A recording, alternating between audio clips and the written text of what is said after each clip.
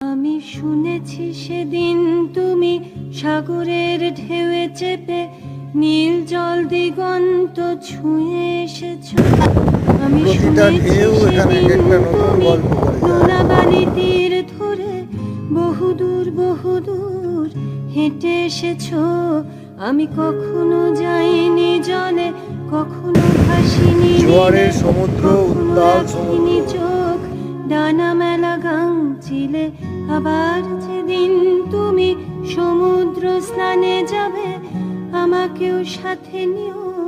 নেবে তো আমায়, বলো নেবে তো আমায়।